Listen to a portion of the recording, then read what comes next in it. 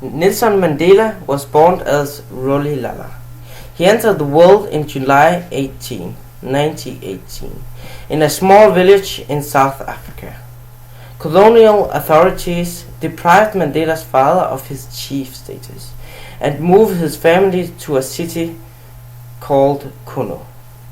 Nelson Mandela's father died of tuberculosis when Nelson was 9 years old. He was the first in his family to attend a school. He went to a British school, and it was there that the young Lololololol was given the British name called Nelson. There is always a ritual to turn into a man. Among the Dosa, this ritual is called circumcision. Circumcision is pulling the foreskin of a boy's penis back and then cut the foreskin off. While this is happening, the boy must not cry. There's one more ritual. The first part of the ritual is dancing. While the women are clapping in the hands, the boys need to dance more and more wildly. The second part of the ritual is to say goodbye to the old life and move on to the new life. This is happening while the boys are washing themselves in a cold river. When Nelson Mandela turned 21, he started at the Fort Hare University. He didn't even have a suit, so he went to the school with a pajama. Nelson Mandela got his first job as a lawyer when his family member Walter told his friend that Nelson wanted a job. His friend worked at a friendly Jewish lawyer firm. Nelson Mandela wanted justice in this world. His eyes opened up when he were working on a case with an abused woman. Mandela wanted to change the world as he wanted it to be. In a peaceful way, he said. So, Nelson Mandela is slowly becoming more and more political active. He disagrees with the way society treats blacks and Indians and decides to join the ANC, which was the only political party that fought for the blacks. ANC stands for African National Congress and was at that time on the brink of being illegal. In the meantime, the National Party had won the whites-only election and was conducting their policy called apartheid. In 1952, Nelson was caught and told that he should leave the ANC.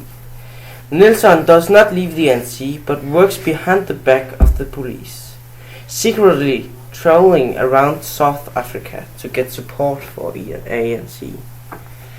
After a protest where thousands of people participated, and Chief Lutuli and Mandela burned their passbooks publicly, and ANC was banned.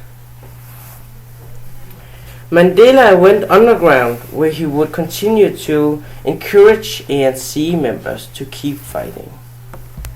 Mandela was beginning to realize that the ongoing demonstrations were not helping, and he decided to join MK, which was a militant wing of the ANC. Nelson Mandela saw no other way than militant action, and he started to help with the planning of multiple bombings against white society. The bombings were successful. Under his trial for the bombings, he was in custody 23 hours a day, with no sunlight or social contact, and described it as the cockroaches were his only friends. In May 1963, he was found guilty and was sent to Robben Island, where he would be for a long, long time. Nelson Mandela stayed at two different prisons, Robben Island Prison and Portsmouth Prison. Mandela was at Robben Island first and was later moved to Portsmouth. The conditions at Robben Island was very bad, but he fought for them and believed he could make a change. And he did. One of the things he did was making it possible to the prisoners to have better clothing. At the end of his stay at Portsmouth Prison, he was actually given his own little house with a swimming pool and an outdoor garden, and was frequently meeting with the minister in the South African government.